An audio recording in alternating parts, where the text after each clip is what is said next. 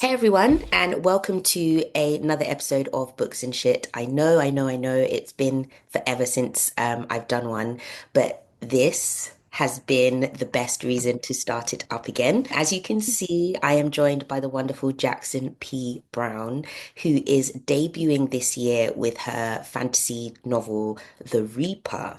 Jackson is British, Jackson is female, yes. Yeah. Um, Caribbean heritage, all of these things that I've just mentioned to her were things that were just wonderful for me to see up and coming in the industry because there are so too few of us. And so, yeah, without me going too much into it, introduce yourself, let us know, about you and what's going on, and we'll go from there. Yeah, hi, I'm Jackson. I wrote The Reaper. It's an urban fantasy set in London, which is where I'm from and where I grew up. And it's really a retelling on the Grim Reaper.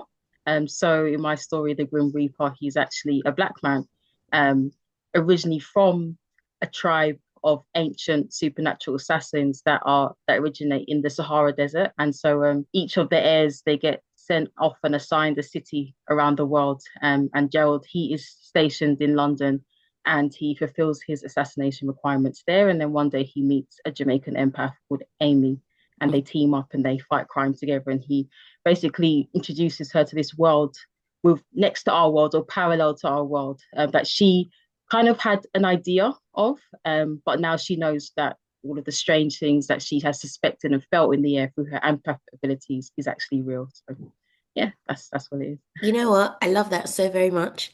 Like, I mean, I love it anyway. I went on Met Galley and I did the thing, and I is. absolutely love Yeah. it. But what I love about it, it was like as a writer, when someone asks you what your book's about, you just completely lose, just as an absolute brain fart, and you're just like, so it's good, Yeah. Like but I good wrote, is it's a book. it's a book. It has words in it. So that was wonderful that you're on it because you just told us and I knew and I wanted to read it. What I also love about that is that my first thing, and I wrote it down here so I wouldn't forget, is that when you said he's from like he's an heir of different like assassins and stuff. My thing Mhm. straight went to Assassin's Creed because I'm Mhm. currently playing Origins, so like I'm Okay. going back and like completing them all. And Yeah. I was like, it's Bayek of Siwa. I don't know if you played Assassin's Creed, but just the origins of how, Yes. people have through things we've watched, whether it's like Supernatural or Charmed, there's always this thing, how can one Grim Reaper do everyone? Like, Yes. Yeah. that doesn't make sense. So I Yeah. really like the fact that that was just completely nipped in the bud straight Yeah. away. There's different people. This is just my area, babes. Like, let's go. Yeah. Which is really good, which is awesome. So obviously we'll go on to the book itself and Mhm. characters and all that kind of thing. But what was your, very loose term, but what was your journey towards publication? So I have Mhm. read a few bits of your blog, like obviously on your site. So I Mhm. have, done a little bit of research in that sense, but would love to hear it from you, straight out the horse's mouth, as it were. Yeah, I've always been writing, like from a child. I always knew I wanted to be a published author. I didn't properly start really querying until about 2017, 2018. I had completed the novel. It was like it was set in London. A lot of my stories are set in London, and it was a dystopia. It was kind of inspired by a conversation I heard on LLBC, and they were saying, "Oh, poor people shouldn't have kids." And so I just had an idea of like what will happen if poor women were forced to be sterilized by the government. So that was the story it was. So I wrote it, I edited it. I have to admit the queries weren't that great. It did take me a while to get into how to properly construct a query. Mhm, And then I just didn't really hear anything. I got one full request from an agent now who is like a big deal. mhm, So I was just so thrilled, but she did turn me down only because she said that she wanted the middle to have a bit more going on, and it wasn't. mhm, And so in the end, I did scrap that. I thought it's time to shelve that project, and I did another one, which was same kind of concept, but it was a racial dystopia. So it was about themes of like this new kind of regime that happens in London, and it's based on two main characters. They're like a couple, and they end up kind of developing a relationship through this terrible, terrible system that's going on in Britain. So um, this was being queried just before the COVID pandemic hit. Mm. And so I was getting loads of rejections again. The same agent before said, look, I'm telling you, I really like your writing, but this one, because you've crossed a few different like genres, I've tried with another person who wrote something kind of similar, but it was based on sexuality, and I've got no takers from any editors. Good. So please, if you have anything else Yeah. in the future, just send it to me. But this part is gonna have to be a no again. So I thought, Yeah. okay, cool. So I thought I randomly saw this advert online in regards to this I'm not gonna say the name, but it was basically a community of like a writing community, and it had an agent and an author ran the program, and basically for a big fee, it's almost like 2 grand. Yeah. They'll work with you over course of a few weeks with your book, get it to the best it can, like a manuscript workshop, and then at the end you get to pitch it to an agent. Okay. Now, that was what was the pull for me. I thought, oh, pitch to an agent, that's like a big deal. Yeah. So I was paying like a little bit here and there. Then Hmm. lockdown came, and then like my husband was put on furlough because he's a plumber. I Hmm. just thought I'm not sure if I can afford to complete this course. Yeah. And throughout it, I was getting a bit of a weird vibe from the facilitator. She's like a middle class white lady, but Hmm. she's well connected. And so I was trying to take on board her stuff, but she kept on saying to me over and over again, look, you need to watch The Handmaid's Tale. If you Hmm. can watch it, please watch it, because that first episode takes you through how all the stuff happens, and Hmm. your book is in the middle of the drama. Hmm. And I'm just not sure. I need to know like how Britain got to this stage. And I was thinking, that Hmm. sounds really boring to go through and walk everyone's hand through this whole process of Yeah. how racism can unfold. Yeah. And she kept on saying to me several times, like, I kind of feel like this book might be doing too much. Maybe you should just do either a book about race or a book about class, but you can't really do both combined. I think you should maybe split this into 2 books. And I was Yeah. thinking, no, but these are like working class Black people in the book, Yeah. so you can do both. Yeah. And she was saying stuff like, oh, don't you think that at some point the working class white people would come together with the Black people and like fight the real enemies? Don't you think that's what will happen? And then so when she finally said to me, so, I know. So she asked me straight finally, so are you not going to go through the journey and tell people how it happened? And I said, no, I'm going to keep it where it is. And she was like, okay, well, I think you're going to have to try really hard to convince the reader that this could happen in modern day Britain, this level of like racism. And I was like, okay, do you know what? I definitely cannot afford this course from Yeah. like an emotional point of view, creative point of view, and financially. Yeah. So I just told her I was withdrawing. Yeah. And I was just so frustrated at the time, Yeah. that in the end, that was the inspiration of me setting up my organization, Black Girl Writers. So I Yes. thought I want a thing where somebody who's don't know why they get rejected can go to, Hmm. a professional Yeah. who's actually in the business that can help them and guide them and get them potentially published. So that's what I was doing, just starting to set up. And the protests were just happening as well for Black Lives Matter. So it was a great time. But during that meantime, my friend messages me and said, oh, have you seen this tweet? It's a tweet from Kit Deval, the author. And she's saying, oh, Penguin Right Now program is just about Yes. to open. And I never heard of Penguin Right Now, but it'd been running I. for a few years. So Hmm. I hadn't heard of it. So I clicked it and I thought, oh, all you do, you send them like 2,000 words of your current work, you give them a little background, and then if they like it, then they'll take you to the next stage. And then finally they say if you get on, and it's a program where you submit your work and then you work with an editor for like about a year, Hmm. and then they help you beat your book into shape. And Yeah. then hopefully you get acquired by Penguin. But the minimum is you at least get a literary agent. They'll hook you up with an agent. So Okay. it's quite huge. So I thought, okay, That's this a is big thing. great. And I didn't know at the time that almost 4,000 people applied that year. And it's because of the lockdown thing. I think everyone who had any book that they've been trying to write for long, they had the time now. So everyone's been Yeah. at the same time. And so I put mine in. I was confident because I thought, because that other agent who's like such a big agent, right, said to me, look, I love your writing, Hmm. keep going and just help me, let me know what's going on. And so I thought maybe I have a chance here. And Hmm. so the first round of feedback came in and they said such amazing things. It was so validating. Somebody who has said to me, oh, your book can't really work because you have to convince, to have come from Penguin say, this Hmm. reminds me of like the Underground Railroad, and it reminds me of like Noughts and Crosses. And I was like, oh my gosh, I'm so touched. So I was Yeah. really confident thinking, oh, maybe I'll get in. And then we had several rounds, and the last round was an interview, Hmm. and it was with the coordinator of the program and an editor, called Kasim. I love Kasim. And he was saying to me, look, tell me more about your whole, do you have other stuff that you've got going on? I said, yeah, I'm writing another book, an urban fantasy called The Reaper. I had 20,000 words down at the time. It was Nice. like, okay, this is great. So I thought, oh, I think I might have got in. So in the end, I did get into the program and I was really happy about it. Um, and my first year was interesting. It was really great. Like, you got to have the whole fanfare and they like make you do a video and we were put all over social media and it was really exciting. I got to hook up with like quite a few of the other black, there was like four of us who were black people on there, like and we're all femmes, we're all women. Hmm. And so we kind of connected quite early on. And then the guy that I was assigned to, the editor, yeah, he was really friendly. But I noticed that like every time I met with him, I was asking, oh, so like, when's the next stage? Like, when are we going to start getting this? Because I had the whole book written. Some people had only had like half their books, and I had all my Okay. books. I said, oh, I thought I was gonna be quick. And he was saying, yeah, yeah, I don't really know, and it was really hard to get hold of him sometimes, and he kind of dropped Okay. off for a little while, and I was getting ghosted for a little while. So I put in a like, I told the coordinator, I said, hey, like, I don't think this is working with this guy. She Yeah. was like, oh, well, I'm so sorry, like that's terrible. Mm. Then I spoke to my other friend who was on the course, and she was like, "Yeah, have you noticed that? Like, unfortunately, um, out of everyone who's on the program, it was the black writers who hadn't quite got Right. agents yet, or Yeah. weren't really kind of moving on yet." Yeah. And we were like, "Oh, this is a shame." So in the end, it was really her. I don't want to take credit for it. She really did like because we were talking the most about it together, and we were like, we should do something about it. She said, you know what? I booked in a meeting with the coordinators, Coordinator. and I was like, okay, cool, let's have a meeting.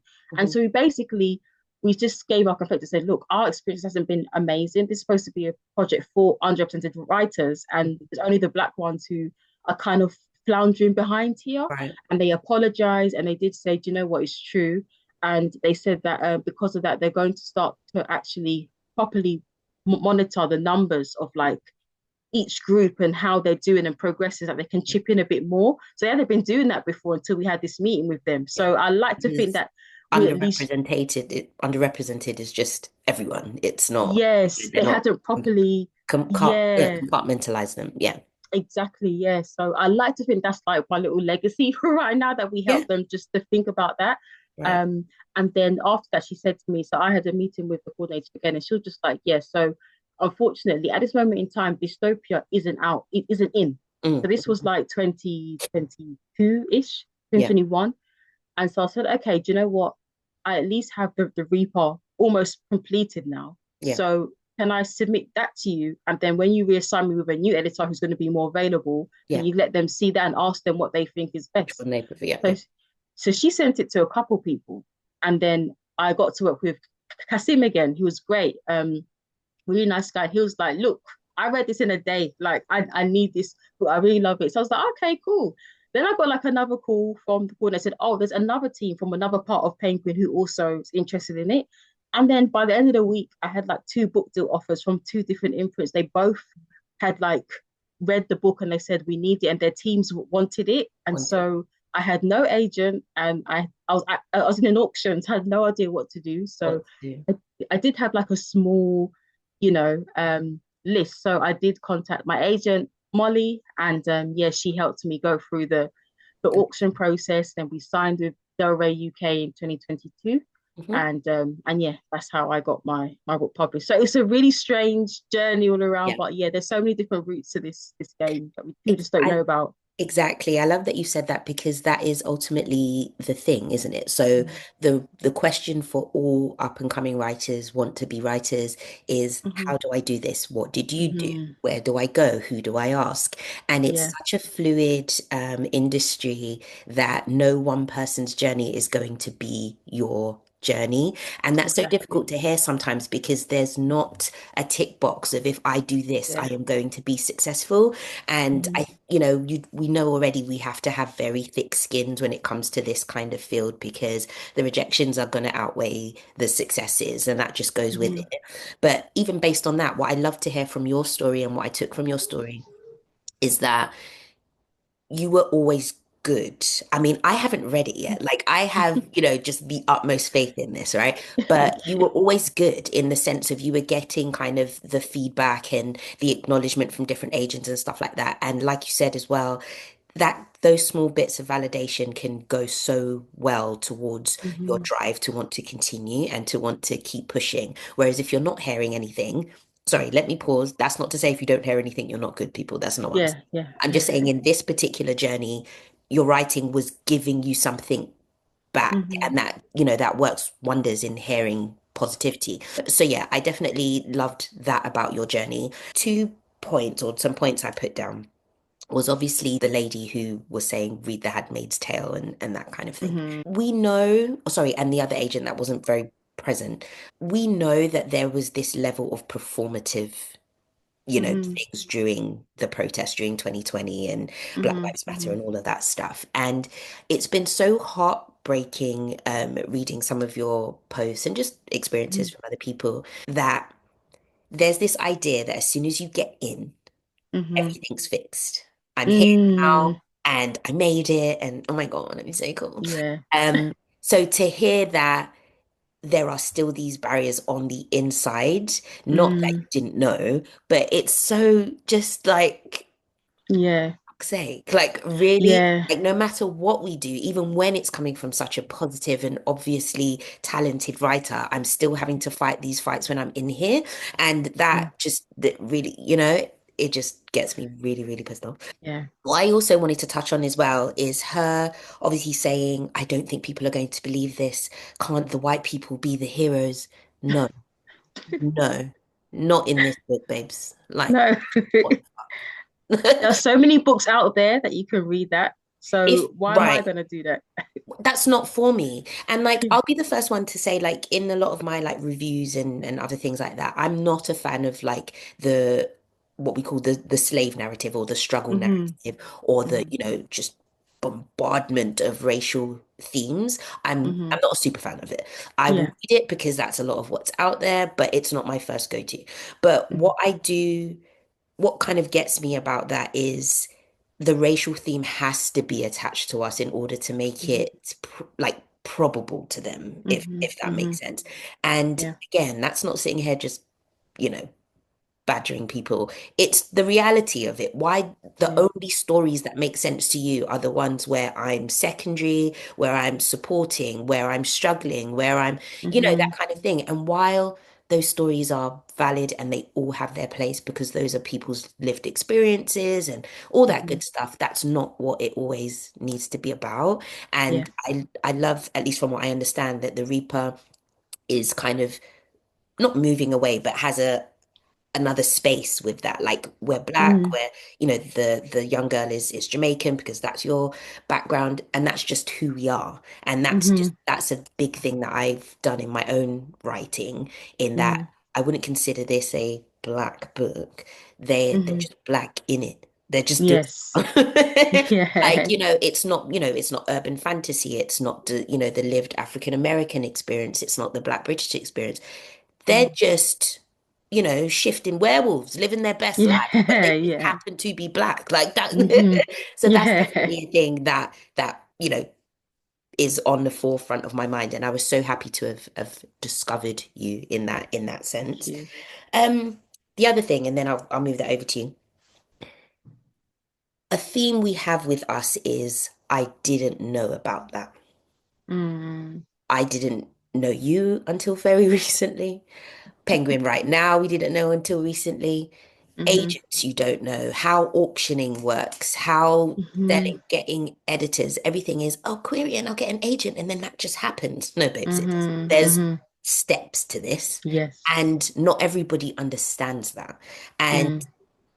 why I'm moving that to you in the sense of you making black girls who write, sorry, is Hmm. like, what other things are you kind of doing as well to open that up to us, and not Hmm. just us in terms of black people, but Hmm. us in terms of the not middle class privileged white women who Hmm.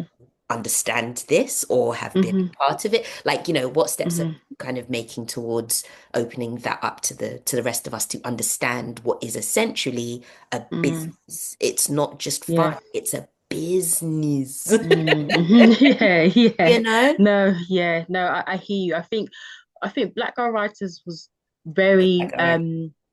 yeah, it's I think that was eye-opening to me because at that point I felt like I kind of knew enough to even open up the organization. Yeah. Um and then every time when we do get applications in, I'm reminded of how I was back in like 2017 when I didn't know anything. So for me, it's like even something like when someone sends an application and they don't follow the instructions that's on the website, for example, it seems like it's like, oh, come on, guys. But actually, because you're so nervous and you're, it's like, you're just kind of like, oh my gosh, well, this should be fine. You just send it off. And Yeah. so even having to like teach people, send back an email, say, can you're going to need to do this again. And Yeah. this is how you do it. And here's a resource of how to do a synopsis, here's how to do this, so that we can Mhm. kind of help you so that when I'm giving this to an agent, an editor, or whatever, to potentially be your mentor, they know what they get, they know what you've written. So What you people do like a little one-line teaser. And yeah that's what they send in the application. I was like, you can't do that. I need like to know what the book is about. about yeah Even stuff like that. And what we do, so we do a lot of programs where it's like Q&A. So we have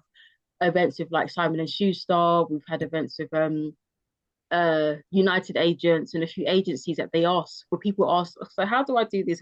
And people they will actually say, okay, this is how it's done. Here's Mhm. a resource, etc. But I do think what I would like to do more is just try to find a way to get the word out there. I think some of the difficult things was when doing these kind of organization is like getting people just to spread the word a little bit. Yeah. Um, Especially in the beginning, I was like tagging like loads of influencers and like black people, but they didn't really want to. They didn't want to repost us back there, Yeah. so it was kind of hard. Yeah. And but the other source that I try to do it the most is also with my site as well, the blog. Just so people actually know exactly if they could at least have a journey that they're able to see from, because I started that blog before I had an agent. So it's from the very first time I was querying all the way till this stage now. And I'm continuing to do it throughout Yeah. my I process of love getting it. published, Very good. just so Yeah. people know like this is what can happen. Hmm. Um, because yeah, there are some really upsetting things that have happened, I think, online, seeing just unfortunately I've only seen it with like black people. And I know it happens to other people, but Yeah. I mainly follow like black writers. So I'm Right. seeing Right. their stories a lot and of getting like, dropped by their publishing house after the Hmm. first book because the sales weren't that great. And I'm Right. thinking, but I'm You only didn't hearing tell about this anyone. book. Yeah, I hear about this book You for didn't the tell first anyone. time now with the person getting dropped. Not Yeah. any, I didn't see you with Right. like, especially the author I'm having my head that I first saw that with. I just thought this guy should be, you guys should have put him on a tour with the author of Blood at the Root because it has a Yeah. similar thing. That's when you kind of get these stuff going so that Yeah. the author has a chance for people to actually read the book, not Yeah. just like just throw them out. So, I and I read. even have like another friend who, Yeah. sorry, I had another friend as well who had a terrible experience with her publishing house as well. Same thing. They gave her no promo, no nothing. And Mhm. it was once again, she was one of these like Black Lives Matter acquisitions. It was around that time.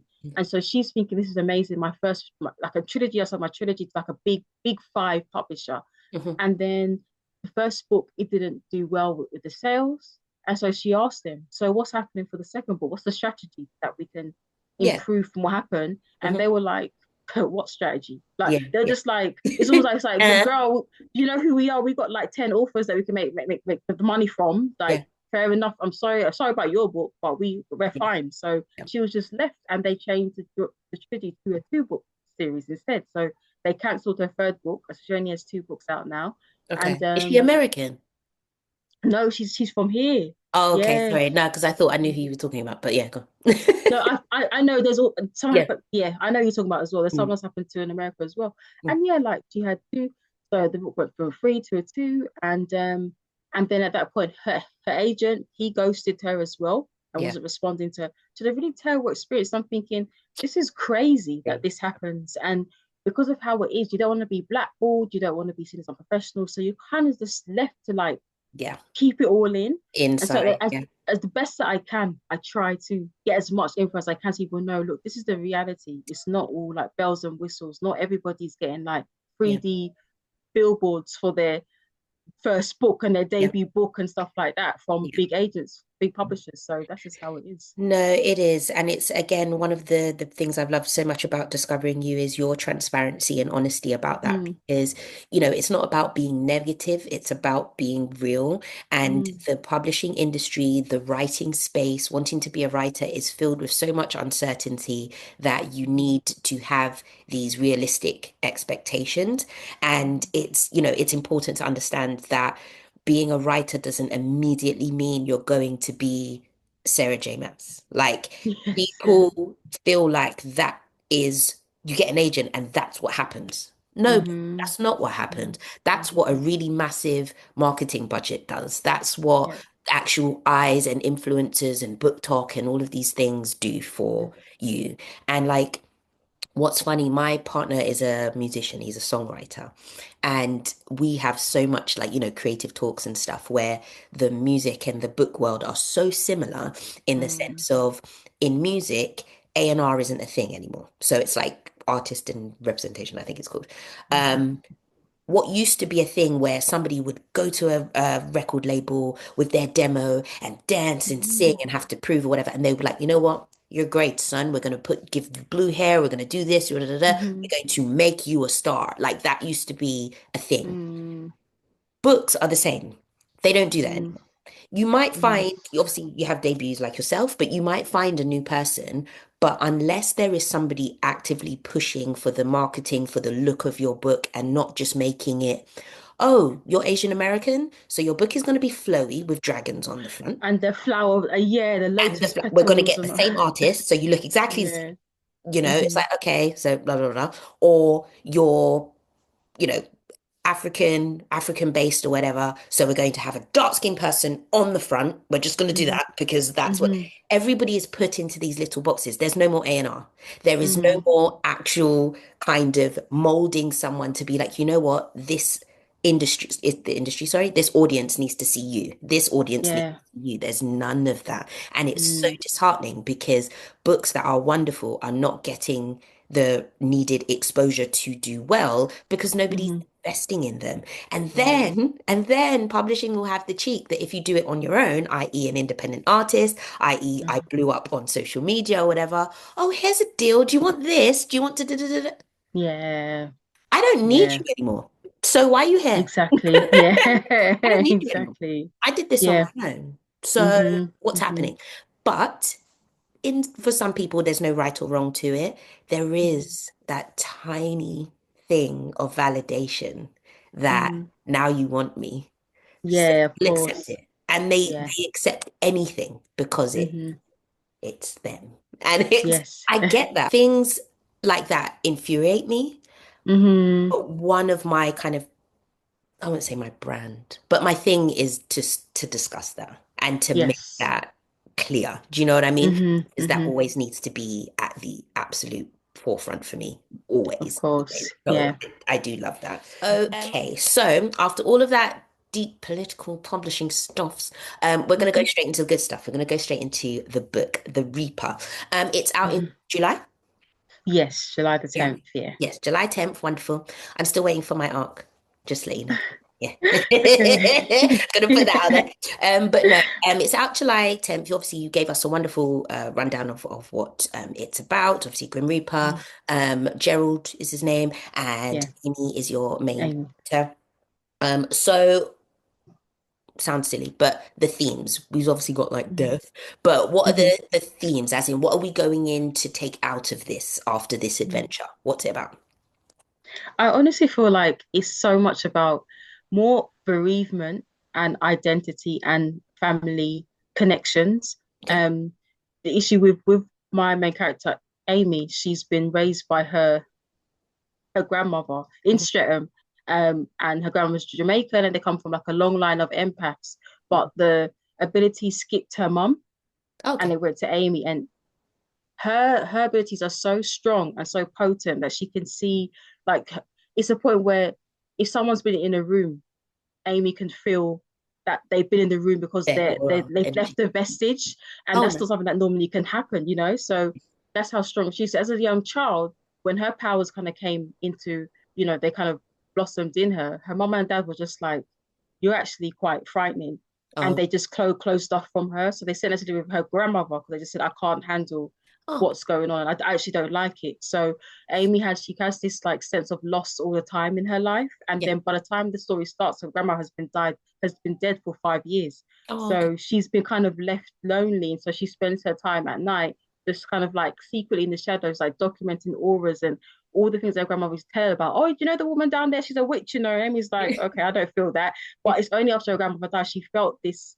Oh wait, she was right. That is not a human aura Yeah. that I'm feeling. Okay. That's this person walked past me. They're actually not human. So she Okay. spends her time. documenting these strange things at night, Mhm. and that's how she feels Gerald's aura in Camden Town. Yeah. And so for her, it's her yearning to try to find some sort of sense of community and some sense of like a new person that can be her person after Okay. she's been by herself for so long. And the same thing with um Gerald as well. Yes, he's the Grim Reaper, but being someone who has like death at your fingertips, it does cut you off from so many people. Yeah. And That so makes sense. in the magic world, the community, he's like revered almost as like a god, but it's a very much like a frightened. Yeah. He doesn't have really friends. He has colleagues and people like Yes. that. So when the two of them come together, it's like they're both kind of come together because of that they're both quite lonely and they Yes. realize that they have some stuff in common, but not a lot. And so he has to learn from her a lot of stuff because she has so much feelings about things, and he's just like, death is just I Yeah. kill people, that's it. And she's like, no, like I'm still grieving for a 5 year Mhm. death from my mom, from my grandma. So it's like, hello. Oh So no, it's that's quite great. a nice thing that come together. And a class does come into it. I think class and race, it does come into it because where Gerald's coming from, his family, they're like rich and Okay. they've been getting paid by aristocrats for like thousands of years to Mhm. like in the shadows kill their enemies and their political allies and all that kind of Got stuff. you. So they Okay. have a lot of money. And so he's come from a place where he's detached not only from like an emotional part, but even just from like a social part. He doesn't really care about what's going on. He's just there to kill people. And Yeah. Amy's like, hello. So the main, the bad guy or the villain of this story is a warlock who comes from quite a poor part of Okay. the magic community.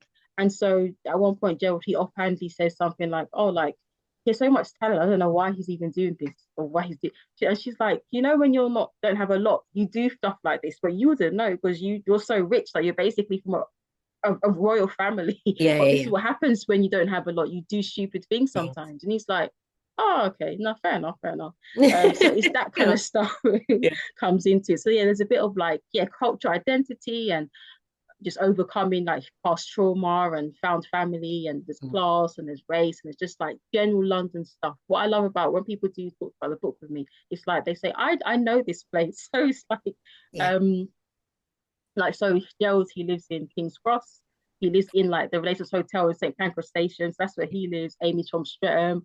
Mhm. The book opens up of her eating a meal in Dishoom, the restaurant Dishoom, which everyone goes to. They Yeah. go to the Ritz Hotel, they go to Yeah. Camden, they go to Covent Garden. So you will see stuff and Yeah. you'll read stuff and be like, oh, I've been there. I've Oh, been I've there. been there. I did see a review of one person said that for her workplace, they tend to take them to the Renaissance Hotel for work. And she was like, it was weird reading about this, that there's a Where I Grim Reaper work. that lives in this place where I'm working. So Oh, yeah, I love that. Like it kind of goes on to the question I was going to say. Was that probably the easiest part of writing? Because obviously you're just pulling from what you know. Like yeah. what were the fun, easy bits of just getting through it? I think that was the most that I loved about it because sometimes I like travel around a lot and I drive around a lot. So I'll see something, I think, well, that's kind of interesting. And I'll just write it down and think, I might put that. So sometimes it is literally me. This has been a result of me just going around London all the time on a bus or on a journey and thinking, that looks like a really interesting place. I need to research it a bit more, visit it, and I put that into the book. So it I don't was know. like a tour of London. Yeah, so that's what I find was probably the most easiest to do of the books, just writing a place that I love to go, places that I love to eat at, places that I've been and they have a lot of meaning to me, then I could just make them more fantastical and crazy. Yes, exactly. I do love that about, is it urban fantasy it's called? Yeah, like Yeah, urban just fantasy. mixing Yeah. the two different worlds because there's so many places you'll go by. Like I remember there's like this house just on the corner of Hyde Park Corner. So you've got Hyde Park, you're going to Green Mm-hmm. Park. Just there's just this stately home there, and I just always go past it on Mm, the bus or whatever. I'm like, what is it? What is it? And it just bugged me. And so one time I was like, what is that house? It turns out yeah. it's like the Duke of Wellington's estate or something. Like so whoever Really? is still the Duke of Wellington, that's legally their house. It's like it's their seat. Wow. And I'm like, okay, now I know. And I've just forgotten about Yeah. it. But if I were to be writing a book, I could turn that into anything because nobody really Yes. knows what it is. So it's like there's a secret Exactly. society under there. It's like, no, Yeah. but no, I do love that part. Being able to mesh our worlds together. What hmm would you say then was what was the more difficult parts? What was harder, whether it was the textual, the writing, or, hmm going into the emotions? What things did you find not as fun? I actually felt probably Well, first of all, I think the most was about the bereavement aspect. So my mum, she passed away suddenly, like in 2023. So I had already written the draft of the Reaper, but I think when I was going back through the edits, it just changed everything, and I had to really like get into how it feels. Yeah, And it's kind of interesting because even like my the editor just said, "Oh, don't you think that that part that scene should have a little bit more conversation?" I thought, actually, yeah, that is true because now that I've seen it, now that I felt it, the grief that Amy's feeling as well, I thought, oh, actually, yeah, this part should be longer. So it did those stuff was a bit difficult. I had to kind of go over my own kind of emotions and my own like work out my own issues yeah, through that. So I think that was the hardest. But I think in general edits was the hardest part. But those first developmental edits that I got, send it into the editor, and then she goes through like every chapter you have to go through the whole thing and say to look at it from a bird's eye view and say, does this chapter need to be here? I yeah. feel like, or could this chapter be put somewhere else because it kind of flows, it stops the flow of this whole section and stuff like that. I think that was hard because you had to do a lot of like tearing up and pulling back and everything. You can't really see what's going to happen until it's all together. Yeah. And so it's satisfying at the end, but I think in the beginning it was very hard to kind of get through all of that because it was just a lot of work. It's like a big task at hand, but it did get easier as time went on. I respect that. I respect that. Quick kind of textual question. How do Mm. you, what do you write in Word, Google? What do you use? Do you use any softwares or anything? Yeah, I mainly actually use Word. But now I'm not sure because the subscription is just like I got an email saying the subscription is going to jump up for 20 by £20. It's like almost £90 now they want to charge Microsoft. And I'm thinking, actually, no, it's really expensive. And Yeah. also I hate that they've added this like silly like co-pilot Yes. AI programming Yeah, that I there's like a didn't chat choose. GPT thing on the side. Yeah. Yeah, and it's really annoying me because it's just like the other day I was writing something for another book and then accidentally pressed it and it was going to say, oh, we're about to rewrite your, and I said, no, no, don't rewrite nothing. And I was so Mhm. frightened. I thought, don't Yeah. rewrite my work. So Yeah. Yeah. yeah, I'm trying to think of, I did practice Scrivener like a while ago. So Oh, I might have to I go love back to that. Scrivener. No, Yeah, I I love might have Scrivener. I to. really enjoy it. Like, because why it triggered the question when you were saying like moving things around, it's so much Mm, easier to do because everything's just in like individual little documents. So, if you've got yeah. chapters 1 to 5, you're like, you know what? 5 should have been 2. You literally just move it. And I'm like, yeah. None of this Okay. like copy and paste it all, cut, put it back. Yeah. Yeah, it's wonderful. So yeah, there's no Yeah. ad here, people. I just really like Scrivener. I mean, if you Okay. want to. Yeah, no, I might have to get on it. Yeah. Yeah, no, no, definitely. Because it's just like obviously the one subscription, you just buy Mhm. it. It's just on your computer, it updates and whatever. But it's super, super good. Interesting. Okay. Sorry, a step back because I just went somewhere else. Talking about obviously going into the bereavement element, it took on a different form because now you've felt it personally.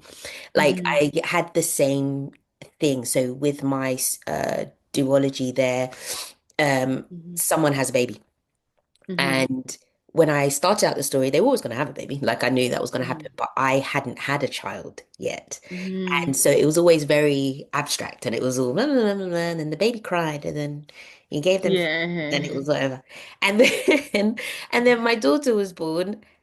Everything was different. Like there were new Mhm. scenes about just, how tired she was, or there was this. And Oh. I was just like, you know what, this is a bit too real. Like this is fantasy. Can we just have a baby that sleeps through the night after 2 minutes? Like, Yeah, we wish, man, we yeah, wish. you absolutely wish. So no, Mm, I definitely resonated with that. Like, as in, mhm, obviously mine is more obviously positive, but like mhm, that idea that writing from what we say it, mhm. it's one of those fancy, terms, write what you know, but it's Yeah, really true. It allows you to be authentic. It allows you to yes. be, true to the word. And in a lot of ways, it makes it easier, I think, in Mm, the sense of, if you're thinking about what you need to write, how do I sound sad? What, mhm. words do I use? But if you are feeling sad and you are feeling happy, or, you can draw that energy from places. And Of that's a wonderful course. thing as a writer, being able Mhm, to find that. What would you say are your influences or inspirations, whether writers, films, mhm. what have you drawn from for your own style, for your own work? I'll definitely say for this particular work, I think my biggest inspirations are the Rivers of London series. I first read them when they they first came out when I had just started kind of getting the ideas for the Reaper. So it was a while ago that I've had this story in my head, and it's the same kind of things like a magical police procedural, like book. Each book is like a different case, Great. set in London. It's like a mixed race protagonist, and he's like a wizard that works for the Met Police or whatever. So it's Wow. really fun. Yeah, Yeah, it's really fun. It's really exciting. I'll check those And out. yeah, yeah, they've been going on for a while, but I did stop reading them at one point because I thought I didn't want to be too heavily inspired as I'm writing my own But books. But they have a special place in my heart. I really do like them.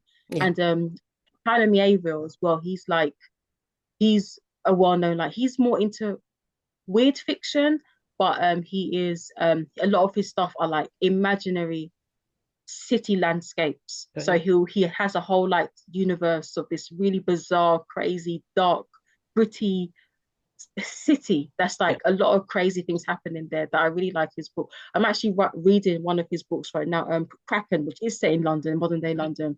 I'm about like a squid that gets stolen. So that's how mad he is. A giant squid in the in the Natural History Museum gets stolen, and they Yeah. were trying to find out who took the squid. So that's what it's. But it's so bizarre Oh, and why did crazy. they take I know. the I'm like halfway squid? through, and I don't know why they took it either. Like that's how crazy it is. It's like who just put them why. So it's he's really good. I loved Toni Morrison. Mhm. I think she's a massive influence on my writing as well, just in terms of like how she puts metaphors together, and N.K. Jemisin as well. I love her writing, so I feel like those are like, and yes, yeah, I see them. I see them. I got Yeah. them there as well. So I love her. And also Stephen King as well. I think he's the first author that I proper acknowledge or knew, even as a child, because my mom has so many of his books on the bookshelf. So he was the first person I actually saw, oh, that's the name of the person who wrote the book, kind of thing. Yes. So It's so funny yeah. that. Yeah. No, as you've said Yeah. it, that, because a lot of my friends, we talk like, how did you like reading or writing or whatever? Hmm. And there was just this point where you didn't know how books were made. You didn't know where they came from. Yeah. You didn't know who wrote them. They were No. just books. Like you just found them in the Yes. library. It's only very recently that authors have become people and like very Yes. celebrity focused. But as you've said it, Stephen King was the first person I knew that he wrote a Hmm. book and now it's a film. Like, Yes. even though I've Yeah. never read any of them. I've never read Oh Stephen yeah. ever. Oh no, he's got some really good ones. I think my favorite of all time is probably The Stand. Still, it's really long, but I think I read it when I was in college, and it's just like it took me through. Like I was so obsessed with that book, I couldn't stop reading. It's like Oh wow. almost like maybe 1,300 pages, or whatever. But it's so Say what? it's I know, but it's just so much happens Yeah. in it, and it's all Okay. about a pandemic, and everyone's dying. It's supposed to public. It's really good. It's really So good. yeah, that's kind Okay. of book. Yeah. I need to start my Stephen King education. Like I've only recently jumped onto John Gwynne, and then I have to try Brandon Sanderson eventually because everyone just tells you should. And You I'm have just to, like, yeah. it's just like there's just staple people you have to try. And I'm one of those people that Hmm. I don't like to, I mean, you shouldn't judge anyway. I'm a judge. Hmm. I don't like to judge until I've tried something. So I can't say, oh, I Hmm. don't like that. I've not read it yet. So Yes, I yeah. do have to try it, but there's just some staple stuff that is always kind of it bleeds into what you love and what you write as a person, which is really good. Yeah, there's a lot. I There's feel a like lot, everybody I've ever written, or ever read in my life has had something to do with like 100%. my writing now, and even the books that that's not part of the Reaper the series, but there's other Mhm, books that I'm writing as well. So mhm. yeah. No, definitely read. What's the thing? Writers are readers first. Yes, yeah. We are. There's no two ways about it. Like, I mean, you have all the kind of online things about reviews are for readers, they're not for authors. Hmm. Hmm. Someone's always complaining about something.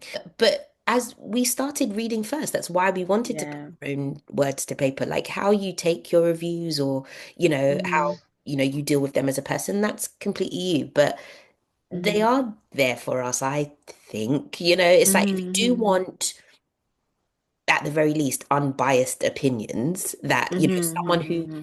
this is what I mean. So when I wrote my first book, as much as I Hmm. got my kind of beta read comments and, the the book tour comments and all that stuff, hmm there is this kind of understanding that because you've asked them to do it, it's gonna be nice. And like mm, the first time I got a like a 3 star or something, it was the yeah. best thing I'd ever seen because I was like, this is someone who has no obligation to like me. This is someone who Hmm doesn't know me. This is just Yeah, how yeah. they feel about this. And they're just like, whatever, hmm fuck your feelings. Like, let's go. Yeah, And it's yeah. just like, I was like, oh, I'm so happy. It's like it's Yeah. a stranger. And I was so happy. So no, in that Yeah. sense, obviously there's gonna be people are just, horrible. But hmm in that sense, I do think, reviews are for us, or they can be for us to a certain extent. If you could describe your book in 3 words, what would they be? hmm Um, Death, London, and blackness. That's what I say. Blackness. Yes. I love it. No, no, no. Deaf London and blackness. I dig. I dig. I dig. I dig. I mean, those 3 words are quite. I mean, the blackness is ours, but it sounds so bleak. But what do you want people to take from the book as, after their experience kind of thing? What would you like them to have taken from it? I would love to feel that people took just that they just had a really fun time with it. I had a lot of fun writing it. I love to think that it was just a mad adventure that they had with the book. Some of the blurbs I've been getting from like other authors have been like, oh, it's darkly funny and stuff Yeah. like that. I like that. I like this kind of stuff because it is like I had a lot of fun writing. Even like the crazy stuff and the magic that happens, it's just like a little twist on it. It's kind of funny and Mm. everything. So I think they could just took away from it. So this is actually like a really fun story that can sit alongside the other urban fantasies that they like. So they could Yeah. read when they're saying to someone, "Oh yeah, you can read Rivers of London. Have you also read The Reaper?" And that Yes. kind of thing. That's what I would like. Where have you read like the other stuff out there that I can just be part of that as Yeah. well. Um, because yeah, I feel like that's also been like it can be difficult as a black fantasy writer. You want to be seen as someone who's part of fantasy as a whole, not Yeah. a special like only wheeled out for a Black History Month collage or something. You want to be part Yeah. of like I am a fantasy writer, so Yeah. I should be at the table with everybody else rather than Yes. like put to oh we only want to read you when we feel a bit bad or like we feel we should Yeah. make ourselves more Yeah. diverse, diverse bookshelves and stuff. So that's what I like to think that people will see from my book. Yeah. No, I love that, and I like that you've touched on that as fantasy as a whole. Because in like I'm in some Discords and Discord groups and stuff, and just Mm-hmm. online, and there was again another drama about a girl lady said she didn't want her books to be labeled black books, or no, no, no, it wasn't black because she was diverse, so BIPOC or something.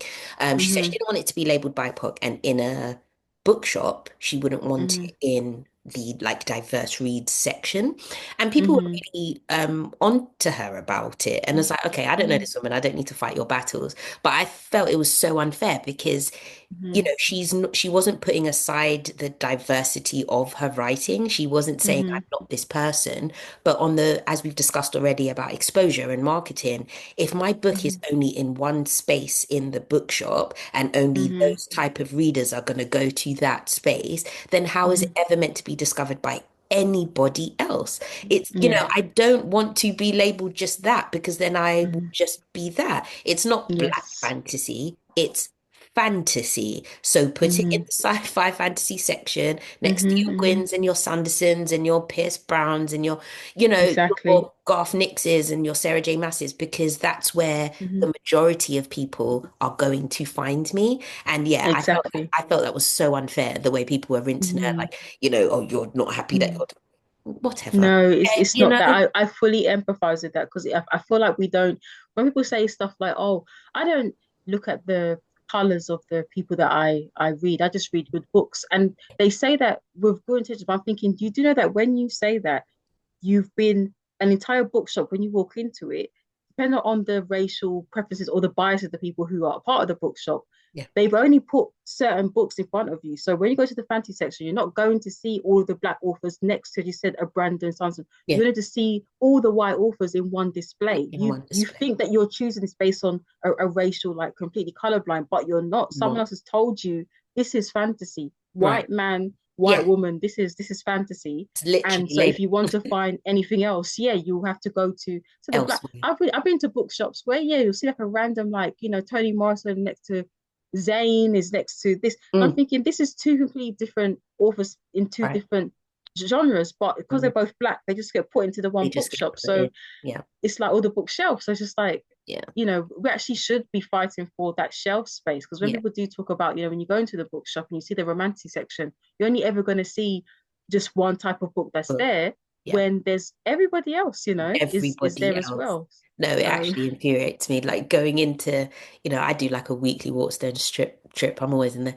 And mhm. the amount of displays where it's just this name is on a plinth as soon as you walk in, and then it's a whole wall Mhm. of it. And it's, you know, we can't rotate this, my guy. Like we can't get something Yeah. different. What's up? Because at the end of the day, Mhm. we need to, if anything, be in on both shelves. Because yes, Yes. there are people who are going to straight to the black shelf, and I'm happy for you, Mhm. babes. If that's what you're looking for, cool. So I'm Mhm. going to be there because I is black, yeah? So I'm going to Mhm. be there. Mhm. However, my story is fantasy, which is a genre, Mhm. and anyone should Mhm. be able to read that. So I should be on the Yes. fantasy shelf as well for those who wouldn't necessarily go to the black shelf. So yeah, I that was Yes. a bit unfair, but glad you agree in that sense. And actually, I Yeah. do have one last thing because it's important to notice this. So I know they've stopped it now, but I know up until the protests in 2020, when the whole publishing had the whole like, oh no, we're not diverse enough. Yeah.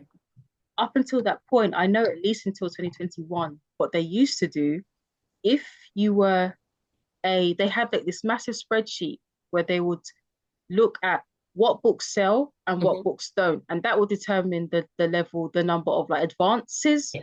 Yes. authors would get based on how much they think will sell. So if I'm someone who wrote like, a romantasy, they'll Hmm. compare me up to, Quarter Thorns and Roses, Fourth Wing, whatever. That's what they'll do. Hmm. If you're a black author though, and you're a romantasy, they would compare you to another black author, not Just by the genre. not by Whereas the white genre. authors, they were comparing it by the Yeah. genre sales. So Yeah. if I'm someone who wrote like, a literary fictions, if I'm Toni Morrison, I'm being compared, and I wrote, no, if I'm writing romantasy, they'll compare my book to the sales that Toni Morrison gets or Yeah. somebody else, and Yeah. we don't write the same We don't write the genre same because they're thing. looking at in how do black authors sell, and that's what they're using to determine stuff. So when you see how like that always tend to get like lower advanced than other people stuff like that, or the marketing budget is a bit lower, that's how they used to compare. So up until 2021 at least, that It is wouldn't how surprise me if this was that's not happening. still happening because Yeah. they literally think that we're all the same person. I'm sorry. Mm-hmm. Like they Yeah, do. yeah, It's just yeah. like black is black is black. No, it's not. Mhm. Yeah. It's just not. Because Mm-hmm, sorry, mm-hmm. that's made me really annoyed. Yeah, no, it is. Yeah, It's yeah. just not. How are you gonna? Mhm, And the thing is, it works both ways, or it thingies both ways, because it's like I'm a brand new black author, okay, and you're mm-hmm, going to judge me against Toni Morrison. Like mm-hmm, hmm. that doesn't make any sense. Yes, it That doesn't just make doesn't. sense at all. Nobody knows me. Yeah, And then this yeah. is Toni Morrison. You're already Mm-hmm, setting me up to fail on every mm-hmm. level that there is to fail. Oh yeah, the numbers Yeah, don't lie. Can we look at the numbers, please? You put me against, yes.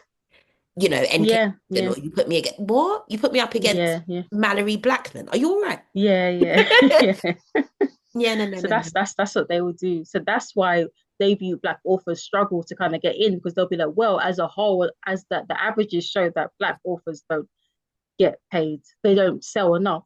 And all the white authors do, but you're comparing authors by their identity in one bracket Yeah, and authors based on their genre, and in what the another. genre sells in another bracket, which isn't fair. So, Yeah. that's what they would do. So, yeah, No, it's it's crazy. ridiculous. It is a ridiculous thing. And it's like, I don't want to end on a negative note because, I don't even need to do caveats because people who, watch my stuff, they'll know I'm Mm-hmm, just the most honest and transparent person. If I'm being mean, I'll mm-hmm. tell you I'm being mean, but this is just Yeah. the reality of it, in that you Mm-hmm, need to just be clued up about what we said earlier is a business. It yeah. hurts, it's upsetting, it's that kind of thing, Mm-hmm, but I will forever, and I love that people like you will forever be an advocate for making sure that information is available and mm-hmm, distributed so that people can make informed decisions. Like mm-hmm, I'm not tired, but I'm tired of being in conversations where I will say something that's perceived a little negative and like, oh, but Mm, that's not the way that is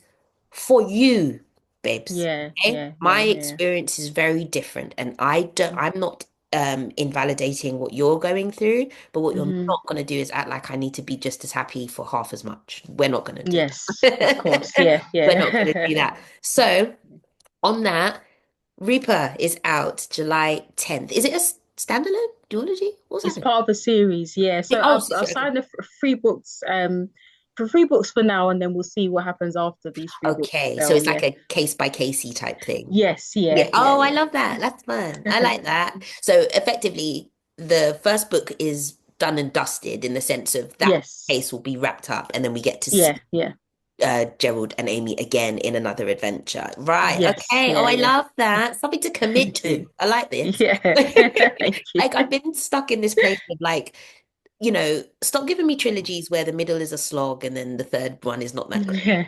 Yeah. Or just give me a standalone. So it's like, no, I like Mhm. that something is coming that I can just, yeah, I like a bit of that. Let's Yeah. go again. So that's really, really good. Just let us know where to like, follow you and find you and all of your, your good things and, we'll go from there. So Yeah. So socials. yeah, my social. So on like Threads and Instagram and Twitter, I'm underscore Jack P. Brown. And I'm on Blue Sky, same thing, underscore Mhm. Jack P. Brown. And yeah, you can also just catch it on my website, jacksonpbrown.com. So yeah, I do post regularly on my blog, but like a series of what it's like to be published. I have a newsletter that I'm bringing out. This next month's newsletter will be yeah, just information how to pitch your book to like big companies to Mhm. get a bit of a couple interesting things that happen to your book that you don't know about as well. So I want to do a little series on that for people Okay. that subscribe to my newsletter. So yeah. Yes, I will definitely do that. I said I had my little ganders, but I need to subscribe because this is some good content, people. Some good content. But no, thank you again so much for joining me for this. It Thank was you. it was a pleasure speaking with you Thank and online I'm always like in your comments and laughing and all that kind of stuff. So you. it's been wonderful to meet like a kind of a kindred spirit. I wish Yes. you Thank all you for having me. no, you're welcome. I wish you all the very best with your debut. I will be sharing and liking and commenting and all the stuff, because as we've discussed, it is needed. We need to rally together and, share where other people may not be doing so. So yeah, I am part of the tribe. I'm in. We're Thank doing you. this. So have a good Thank one you. and we'll speak soon. Bye. All right. Bye. Thank you.